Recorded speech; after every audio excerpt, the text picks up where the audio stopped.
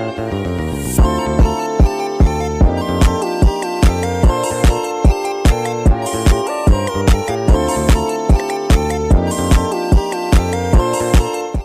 teman-teman, selamat datang di video kita hari ini. Kita akan membahas topik yang serius tapi tetap menarik. Kira-kira tentang apa ya? Di tengah hiruk pikuk kota yang dinamis, layanan publik adalah tulang punggung masyarakat yang berfungsi dengan baik. Namun, di balik kesan yang terlihat mulus, seringkali ada masalah yang tersembunyi yang mengganggu, yang dikenal sebagai maladministrasi.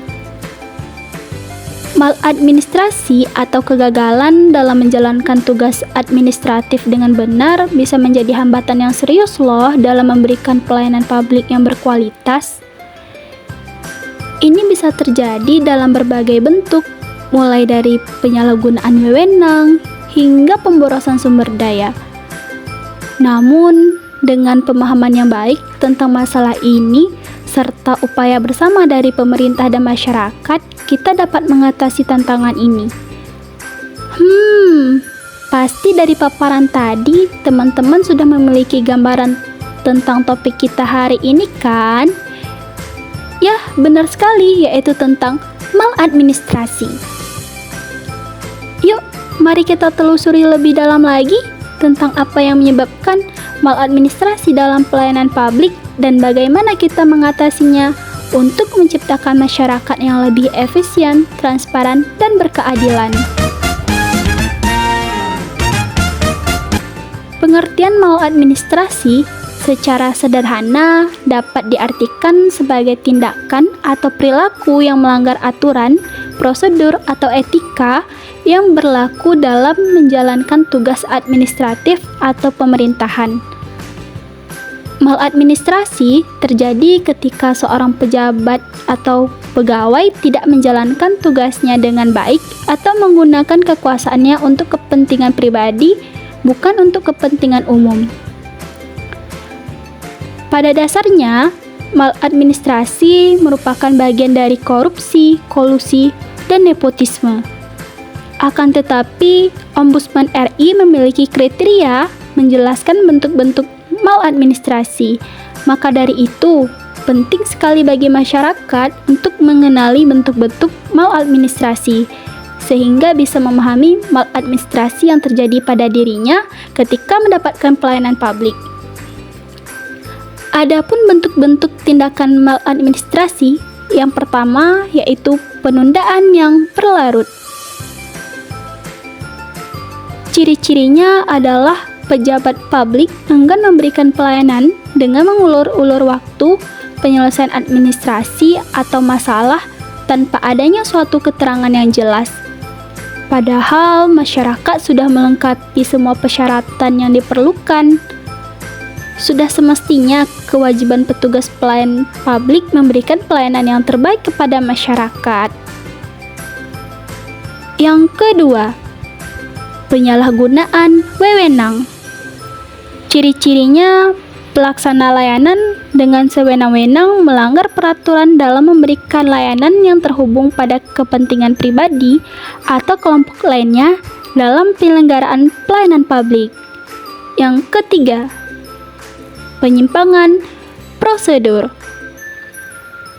Ciri-cirinya, pelaksana layanan tidak mematuhi standar operasional prosedur dalam memberikan pelayanan publik yang memberikan keuntungan bagi dirinya maupun orang lain. Contohnya, seperti permintaan imbalan.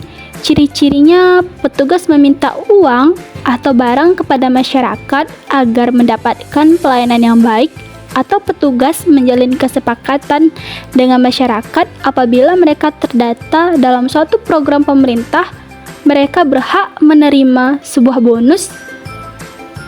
Selain itu, pelaksana pelayanan publik yang melakukan korupsi sehingga berdampak pada kualitas pelayanan juga termasuk permintaan imbalan. Dampak atau sanksi, dampaknya sangat merugikan bagi negara dan masyarakat. warga menjadi kecewa dan kehilangan kepercayaan kepada pemerintah.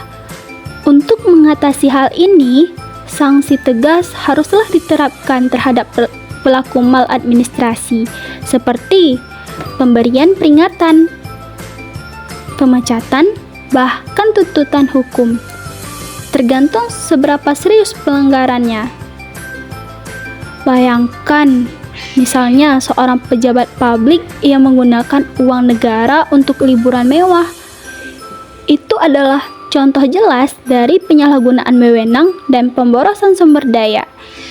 Dan sekarang mari kita bicarakan korelasi dengan korupsi. Maladministrasi sering menjadi pintu masuk bagi tindakan korupsi. Ketika prosedur tidak diikuti dengan baik, itu bisa menjadi peluang bagi orang-orang yang tidak jujur untuk mencuri. Hubungan antara maladministrasi dengan korupsi adalah erat dan saling terkait. Maladministrasi merujuk pada berbagai tindakan yang melanggar etika, standar, atau aturan dalam administrasi publik atau swasta. Contoh maladministrasi meliputi penyalahgunaan kekuasaan, penggelapan dana, nepotisme, atau penyalahgunaan informasi. Sedangkan korupsi di sisi lain adalah bentuk ekstrim dari maladministrasi yang melibatkan penyalahgunaan kekuasaan atau posisi untuk memperoleh keuntungan pribadi, biasanya dalam bentuk uang atau gratifikasi. Korupsi seringkali melibatkan suap, penerimaan hadiah, atau manipulasi keputusan untuk kepentingan pribadi.